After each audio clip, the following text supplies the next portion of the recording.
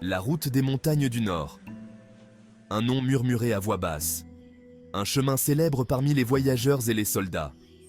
C'était une route périlleuse, pleine de dangers. Des passages étroits et des forêts denses offraient une couverture idéale aux bandits et aux embuscades ennemies. Ning Ke, guerrier chevronné, observait la route d'un œil critique.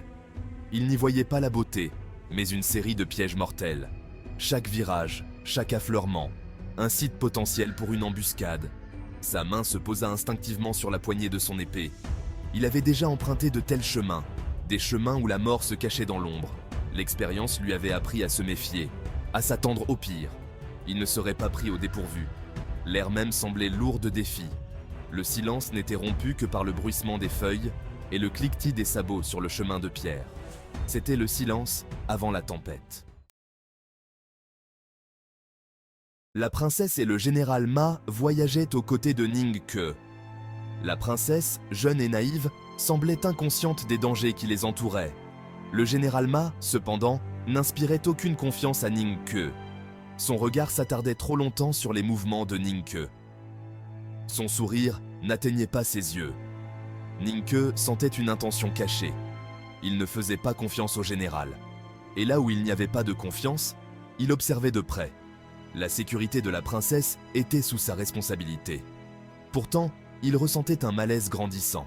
Il était un protecteur marchand, parmi des loups déguisés en moutons. Ning Ke gardait ses pensées secrètes. Il affichait une expression stoïque. Mais sous la surface, son esprit était en ébullition. Il était lui-même un loup, prêt à montrer les crocs. Malgré l'apparente insouciance de la princesse, Ning Ke prenait ses précautions. Il explorait les environs, examinant le terrain. Il mémorisait les voies d'évacuation possibles. Chaque ombre, chaque formation rocheuse était étudiée. Son épée, une compagne constante, était aiguisée comme un rasoir. Il vérifia ses autres armes, des couteaux de lancer, des pieux aiguisés et une lame cachée attachée à sa cheville.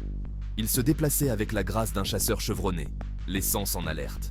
Il sentait la terre humide, le vent sur son visage, écoutait le moindre bruit. Ning était prêt à tout, et dans cet endroit aux dangers inconnus, la préparation était sa seule alliée. Ning Ke, penses-tu que nous serons en sécurité? La survie est notre seul objectif. Nous serons prêts à affronter tout ce qui viendra. Sang Sang, sa fidèle compagne, partageait ses inquiétudes. Ses yeux, généralement brillants et pleins de vie, reflétaient la gravité de la situation. Elle connaissait les dangers de la route des montagnes du Nord aussi bien que lui. Il posa une main rassurante sur son épaule. Son regard rencontra le sien. La confiance et la peur se disputaient dans ses yeux. Mais elle acquiesça, la compréhension dans le regard. Ils avaient déjà affronté l'adversité. Ils feraient face à celle-ci ensemble. La survie était primordiale. Tout le reste, même le devoir, passait au second plan. Ils seraient en prêt. Alors qu'ils voyageaient vers le sud, le paysage commença à changer. Fini les plaines ouvertes et les collines ondulantes. Elles étaient remplacées par des montagnes imposantes, leurs sommets enveloppés de brume. L'air se refroidit, mordant toute peau exposée. La végétation, autrefois luxuriante, s'éclaircit, remplacée par des arbustes robustes et des arbres noueux qui s'accrochaient aux pentes rocheuses. Le changement était radical, une manifestation physique du danger croissant. L'air même semblait crépiter de tension. Il pénétrait dans le ventre de la bête. Même le soleil semblait hésiter à percer l'épaisse canopée de feuilles au-dessus de leur tête. Le chemin qui les attendait était plongé dans une obscurité inquiétante. On aurait dit un chemin vers un royaume oublié. Ils voyageaient depuis plusieurs jours lorsqu'un messager arriva. Il apportait des nouvelles de la capitale et un message scellé pour la princesse. Nous allons faire un détour par la route principale. Nous prendrons la route des montagnes du Nord. Non, c'est trop dangereux. Il y a des rumeurs de bandits. Nous ne pouvons pas prendre ce risque. Mais la princesse resta impassible. Le message, semblait-il, contenait une peur plus grande que n'importe quel chemin de montagne. La méfiance de Ning. Que envers le général s'accentua. Est-ce un piège? A-t-il influencé sa décision? Ning Ke n'avait aucune réponse, seulement un pressentiment grandissant. Alors que le soir approchait, ils trouvèrent une clairière près de la lisière de la forêt. Ce n'était pas un endroit idéal, mais l'obscurité tombait et ils ne pouvaient pas aller plus loin. Les troupes établirent le camp.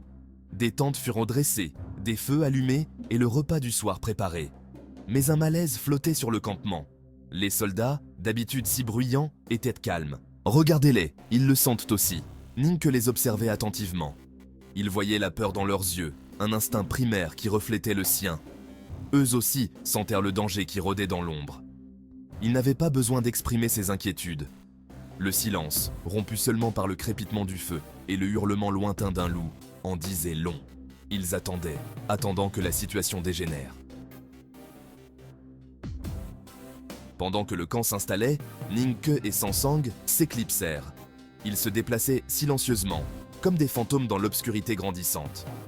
Leur destination, une petite grotte cachée parmi les rochers au-dessus du camp. De ce point de vue, ils avaient une vue dégagée sur les environs.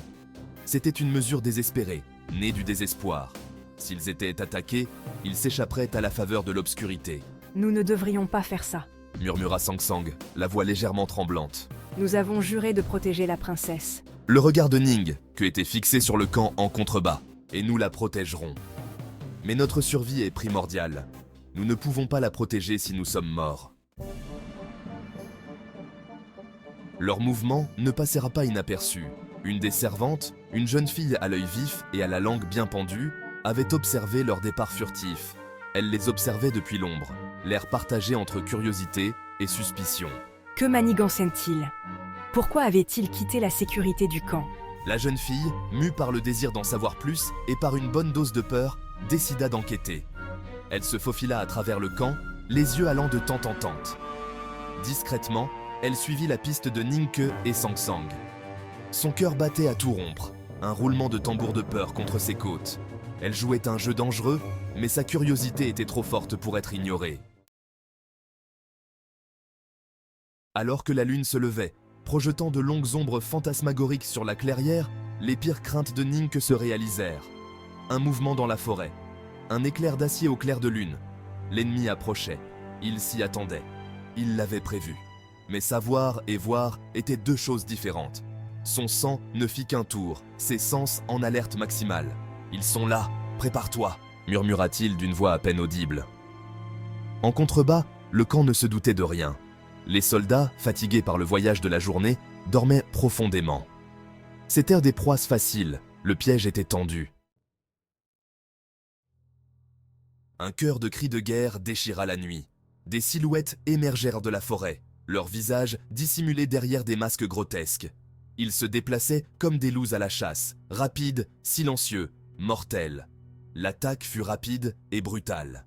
Les assaillants, armés d'épées et de haches, fondirent sur le camp sans méfiance.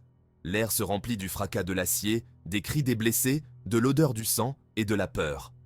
Des tentes furent déchirées, des feux éteints. Le chaos régnait. Les soldats, pris au dépourvu, se défendirent avec le désespoir d'animaux acculés. Mais ils étaient en infériorité numérique, dépassés par les événements. La clairière, autrefois lieu de repos, s'était transformée en scène de carnage. De leur point d'observation, Ninke et Sansang observèrent le déroulement de la bataille. L'horreur et la colère se disputaient en eux. Ils étaient impuissants à intervenir. Pas encore. Ninke tira son épée. « C'est un piège. Le général, il nous a conduits ici. » Sa voix était tendue de colère. Le visage de Sansang était pâle, ses yeux écarquillés par la peur. Mais sa main, lorsqu'elle chercha la sienne, était ferme. « Que faisons-nous » Il baissa les yeux vers le carnage en contrebas, le visage sombre. Leur priorité était claire. Nous survivons, et ensuite, nous vengerons. Ils se fondirent dans l'ombre, leur fuite masquée par le chaos qui régnait en contrebas. La nuit ne faisait que commencer. La bataille ne faisait que commencer.